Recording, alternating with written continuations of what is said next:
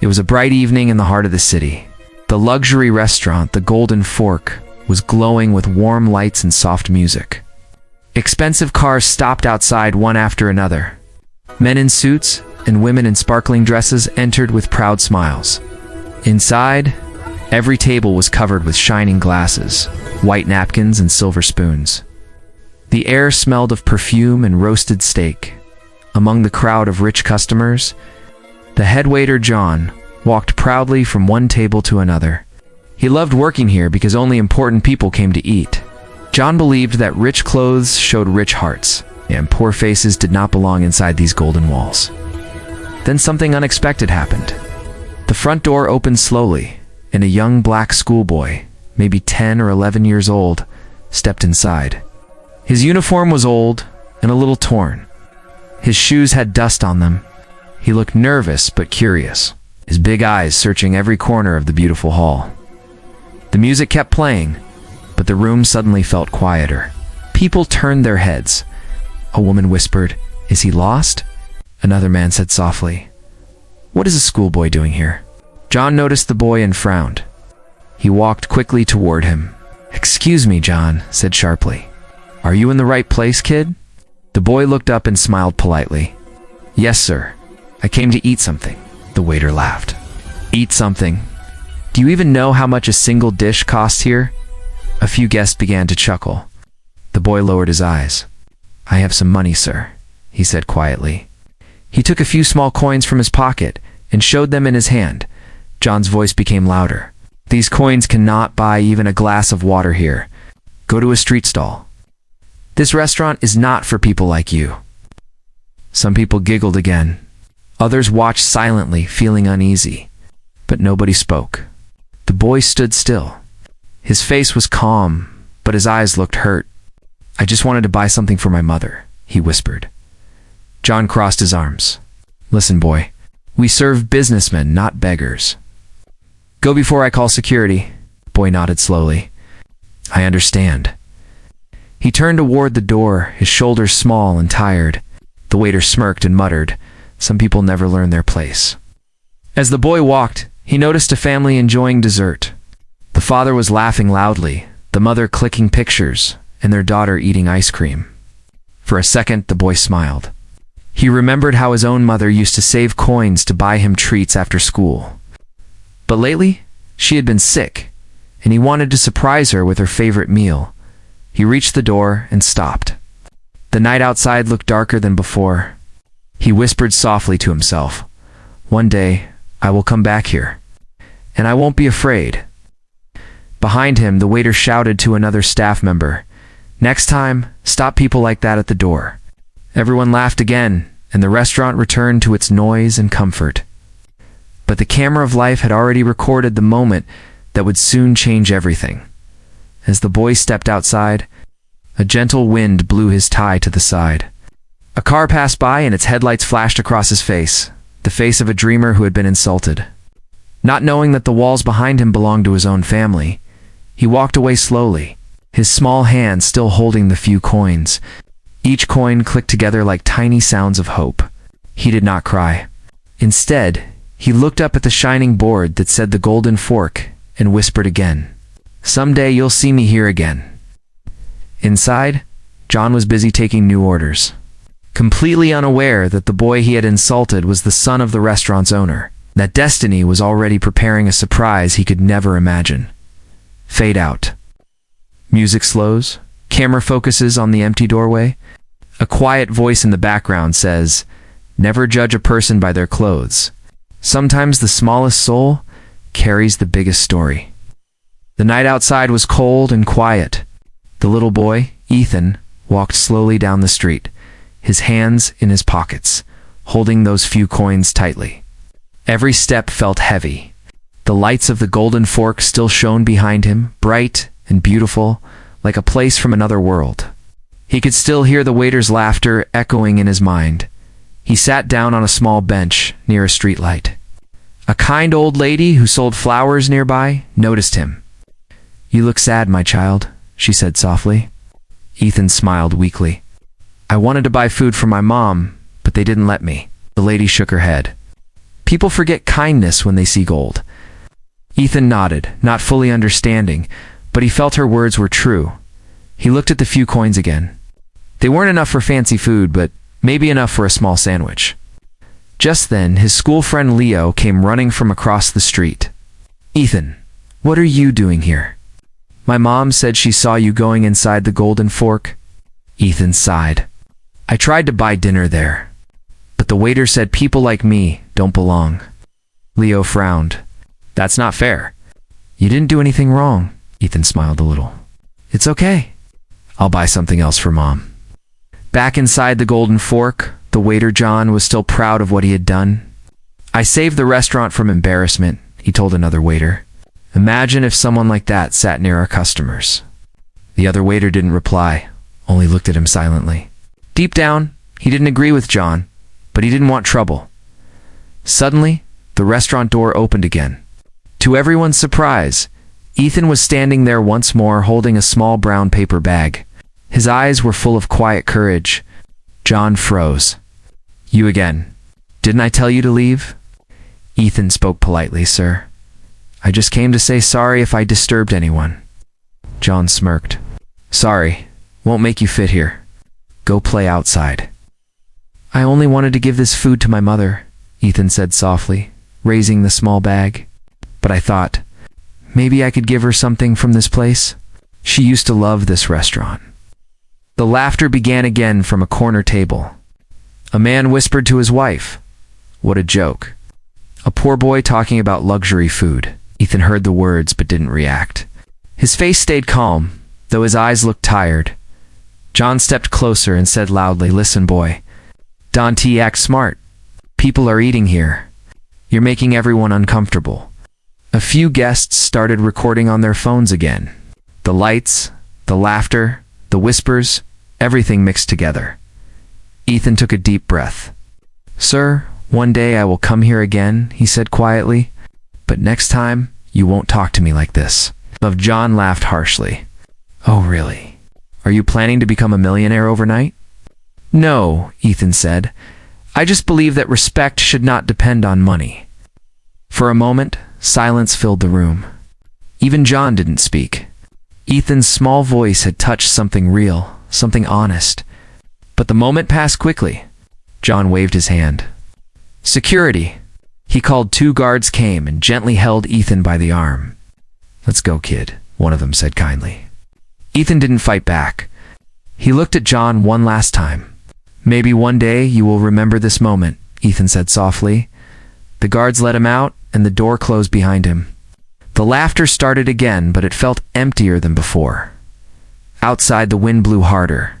Ethan looked at the stars above. He wasn't angry, just disappointed. He thought of his mother waiting at home, and his heart felt warm again. "I will make her proud," he whispered. "I don't know how, but I will." Far inside the restaurant, a man sitting at the corner table had been watching everything silently. His eyes followed the boy until he disappeared into the night. That man was Mr. Richard, the restaurant's manager, and he had a strange feeling. He had seen that boy's face somewhere before. The camera focuses on Richard's thoughtful face as the music fades. Something big was about to happen, something that would turn humiliation into revelation. The restaurant had returned to its normal noise and laughter, but something in the air had changed. The waiter John was still smiling proudly, believing he had done the right thing. "Can you believe that, kid?" he said to another waiter. "These street boys think they can eat beside rich people." The other waiter didn't reply. He only muttered, "Maybe he just wanted to eat John." John frowned. "Don't feel sorry for him. This is business, not charity." At that exact moment, the tall glass doors opened again. A man in a gray suit entered quietly. His name was Mr. Richard, the restaurant's manager. He had a calm face, but sharp eyes, the kind of man who noticed everything. He walked in slowly, nodding politely to the guests. One of the waiters hurried to him. "Sir, good evening. Everything's fine now. Just a small disturbance earlier." Richard stopped walking. "Disturbance?" he asked in his deep voice. "What kind of disturbance?" The waiter hesitated. A poor boy walked in. John handled it. Mr. Richard looked across the room and saw John standing near the counter, laughing with two customers. Handled it, he repeated softly. Let's see what that means. He walked toward John. The laughter around them began to fade as people sensed his serious expression. John, he said quietly, what's this I hear about a boy? John straightened his jacket. Oh, that. Just a poor kid who came in without permission. I sent him out. You don't have to worry, sir. Mr. Richard looked at him carefully. Did he do anything wrong? No, sir, John replied confidently. But he didn't belong here. His clothes were dirty. It would have upset our guests. For a few seconds, Richard said nothing. Then he asked, did he say his name? John looked confused. I don't remember. Why would I ask his name? Because every person who enters this place deserves to be spoken to with respect, Richard said slowly. Even if he cannot afford the food? John's smile faded. Sir, with all due respect, this is a luxury restaurant. We can't serve everyone. Richard's eyes hardened. A luxury place without humanity is just an empty box of gold. He turned to the waiter, who had first mentioned the incident. Where did the boy go? I think he left, sir, the waiter said softly. He said his name was Ethan. Ethan Williams, I think. Mr. Richard froze. That name struck him like a flash of lightning. Ethan Williams? He repeated it in his mind again. Ethan Williams. He quickly turned to the front desk. Call the main office. Now. The receptionist looked surprised. Sir, do it, Richard said firmly. Within minutes, Richard was on the phone. This is Richard from the Golden Fork branch. Can you confirm the owner's son's name? He asked. The voice on the other end replied, yes, sir. His name is Ethan Williams. Richard's eyes widened. His heartbeat quickened. Oh no, he whispered under his breath. He turned to John. That boy you threw out, he is the owner's son. John's face turned pale. What? It's impossible? He was just a poor schoolboy. Richard looked straight at him. You judged him by his clothes, didn't you? The entire restaurant had gone silent. Customers leaned closer to hear what was happening. The other staff stood frozen. Richard grabbed his phone again and made another call. Mr. David, sir. There's been an incident at the restaurant. I think you should come right away. Within minutes, a black car stopped outside. The guards rushed to open the doors. Everyone inside turned their heads as a tall man in an expensive suit walked in. Mr. David Williams. The owner of the Golden Fork restaurant chain, Richard, greeted him nervously. Sir, I'm sorry. There's been a misunderstanding. Out. David looked around. His voice was calm but strong. Where is my son? Nobody spoke. Then Richard pointed slowly toward the door. He was here, sir. But he left. The waiter insulted him. Mr. David's face hardened. Show me that waiter. John stepped forward with trembling hands. Yes, sir. I didn't know he was your son. But David raised his hand. You didn't need to know. You only needed to be kind. The lights of the restaurant seemed dimmer now. Everyone stood still, waiting, silent and ashamed. Outside, the sound of a car engine echoed again. The same little boy, Ethan, was returning, unaware that his father had just arrived. The music rises slowly. The camera pans to the doorway. The real truth was about to unfold. The large glass doors of the Golden Fork opened once again, and the cold night breeze rushed inside. Everyone turned their heads. The sound of small footsteps echoed softly across the shiny floor. It was Ethan. He stood in the doorway, holding his little brown paper bag, his eyes calm but tired. He looked like he didn't belong there yet somehow. The whole place suddenly felt incomplete without him. Behind him, a tall figure appeared. Mr. David Williams, the owner of the restaurant chain. He entered slowly, his face serious, his presence commanding. The guests whispered to one another in confusion. That's David Williams, someone said quietly. The owner? What's he doing here? Another asked. That the staff froze. John, the waiter, felt his throat tighten. His heart began to beat faster. Mr. David's sharp eyes scanned the room. Where is my son? He asked, his deep voice cutting through the silence. Everyone looked toward the door. Ethan was standing there, surprised to see his father. "Dad," he said softly. David's face softened for a moment. He walked quickly to his son and kneeled down. "Ethan, I was so worried. I got a call from Mr. Richard." Ethan hugged him tightly. "I'm fine, Dad. I just wanted to buy Mom her favorite soup." David smiled sadly. "You didn't have to come here alone, son." Ethan looked down. "I wanted to do something special for her, but the waiter didn't let me." The restaurant went completely silent. The only sound was the soft music still playing in the background.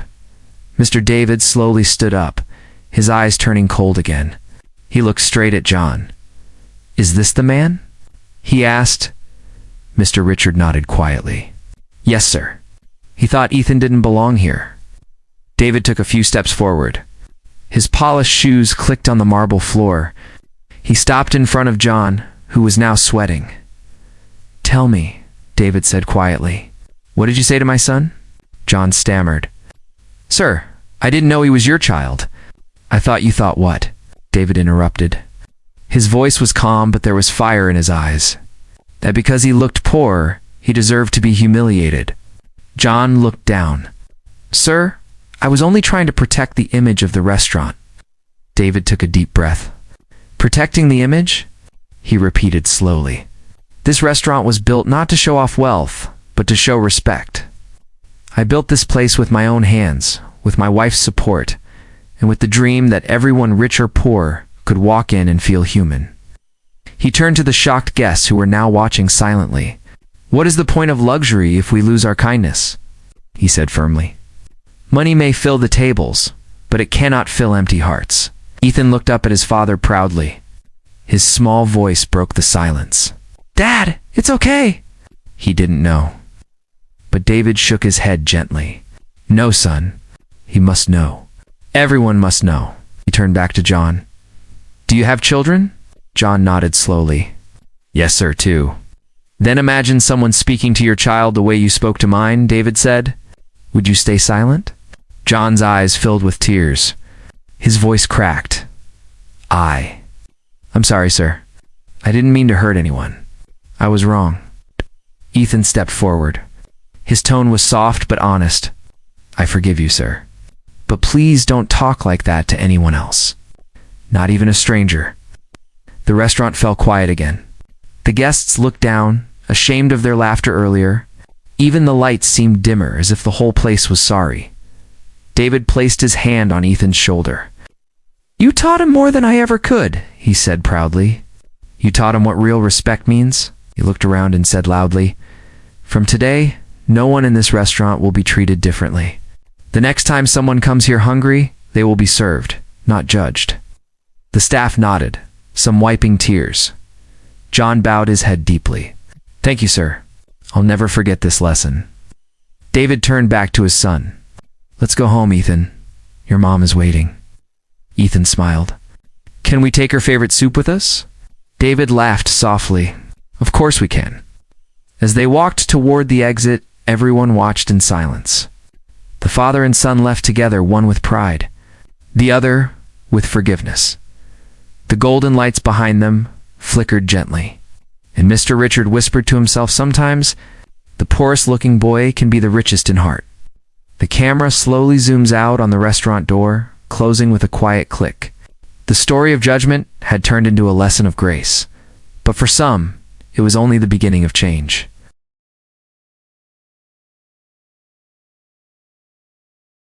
The night outside was peaceful, but inside the Golden Fork the air was still heavy with guilt. The waiter John stood frozen near the counter, staring at the door that had just closed behind Ethan and Mr. David Williams. His heart felt like a stone. The same mouth that had laughed now had no words left. Mr. Richards slowly walked toward him. "John," he said quietly, "I think you understand what happened tonight." John nodded, his eyes lowered. "Yes, sir, I do." Richard placed a hand on his shoulder. "Mistakes can be forgiven," he said, "but only if we learn from them."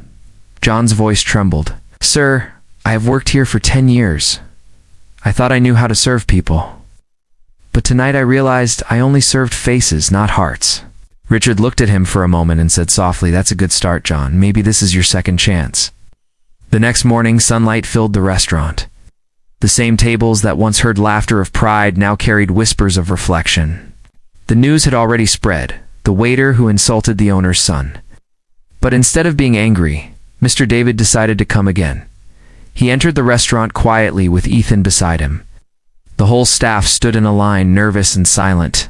John stepped forward slowly, his eyes red from a sleepless night. "Sir," John said, "I don't deserve to be here. Can resign right now if you want." Mr. David raised his hand. "No, John. I didn't come here to fire you. I came here to see if you've truly understood." John swallowed hard. "I have, sir. More than ever." David nodded. "Then prove it not to me, but to the people you serve." Ethan stood quietly beside his father, watching John. His face was calm, full of innocence. "You don't have to feel bad," he said kindly. "Everyone makes mistakes. My mom says forgiveness is stronger than anger." John smiled faintly for the first time. "Your mom is a wise woman," he said softly. Later that day, an elderly man entered the restaurant. His clothes were simple, his shoes worn out. The other waiters looked uncertain, remembering last night's scene. But before anyone could speak, John stepped forward.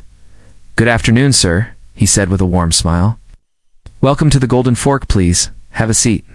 The old man looked surprised. "Are you sure I can afford this place?" John shook his head gently. "Sir, what matters here is that you're hungry, not how much you earn." The guests nearby turned to watch. Some of them smiled quietly. They had witnessed a real change, not in policy, but in heart. Mr. David observed everything from a distance. He leaned toward Mr. Richard and whispered, "That's the kind of respect I want in every branch." Richard nodded proudly. "It all started with your son, sir. Sometimes a child teaches the grown-ups." Ethan smiled when he heard that. "Dad," he said softly, "maybe we should make a rule here. No judging people." David laughed. "That's a rule worth keeping." Later that evening, the restaurant looked different. Same lights glowed warmer, the music sounded softer, and every face, staff and guests alike, carried a quiet understanding. John served food to the old man and even offered him dessert on the house. The man thanked him, saying, "You remind me of kindness I thought was gone." John smiled. "Kindness never leaves, sir. Sometimes we just forget where to find it." As the night went on, Mr. David called all the staff together. "Listen carefully," he said. "This place doesn't need gold walls to shine. It needs golden hearts. Let every person who enters here walk out with respect, no matter who they are." Everyone nodded firmly. The lesson had been learned, not from anger or punishment, but from truth. Before leaving, Ethan walked up to John. "Good night, sir," he said. John smiled. "Good night, Ethan, and thank you." Ethan tilted his head. "For what?" "For teaching me what real service means," John replied. Ethan grinned and waved goodbye as he left with his father. The door closed behind them, but the light of their lesson stayed inside, glowing brighter than ever. Camera pans over the restaurant's golden sign. Underneath it, someone had added a small new line. "Respect is served here." A week had passed since the unforgettable night at the Golden Fork. The story of the waiter and the schoolboy had quietly spread across the city. Some newspapers even wrote about it, calling it the night kindness won over pride. But for the people inside the restaurant, it wasn't just news, it was transformation. The golden lights now felt warmer, the laughter more genuine, and the service more human. The staff had stopped judging customers by their clothes. Every guest, whether rich or poor, was welcomed with the same smile. And the biggest change was seen in John. He was no longer the proud waiter who measured people by their wallets. He had become softer, humbler, and far more alive. He spoke gently to everyone and even started helping the younger waiters learn patience and respect. Every morning before opening, he looked at the new line written under the restaurant's golden board. "Respect is served here." It reminded him of the night he lost his pride and found his humanity. One bright Saturday afternoon, the restaurant was busy. Families chatted happily, children laughed, and the sound of spoons on plates made a sweet rhythm. John was taking orders when the door opened again, and there he was. Ethan this time, he wasn't wearing his school uniform. He wore a clean shirt and carried a little box in his hand. His father, Mr. David Williams, followed behind him, smiling proudly. The staff straightened up immediately. John's face lit up with surprise and emotion. He walked toward them quickly. "Ethan, sir. What a lovely surprise." Ethan smiled shyly. "Hi, Mr. John. I came to see you." John knelt slightly to his height. "I'm happy you did. You look good, young man." Ethan grinned. "Mom's better now. She's eating well again." David nodded. "Thanks to the soup your kitchen made that night. She said it tasted like peace." John smiled, his eyes moist. "I'm glad, sir. That means more than any tip." They sat together at a corner table, the same table where a week ago, laughter had echoed at Ethan's expense. This time, the air was full of respect. John brought them their meals himself, carefully placing the dishes on the table. "On the house?" he said. David raised an eyebrow. "You'll get me in trouble, John." John shook his head. "Sir, after what your son taught me, I think I owe more than just a meal." As they ate, Ethan opened the small box he had brought. Inside was a little handmade card. It had colorful drawings, a heart, a spoon, and a tiny restaurant. In shaky handwriting it said, "Thank you, Mr. John, for learning to be kind." John looked at the card, speechless. His eyes filled with tears he couldn't hold back. He took a deep breath. "Ethan, this means the world to me. I'll keep this forever." Ethan smiled. "Promise you'll never shout at anyone again." John nodded.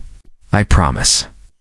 David watched the two of them and said softly, "You see, John, real success doesn't come from money. It comes from moments like this." John smiled humbly. "You're right, sir. I used to think respect was something rich people deserved.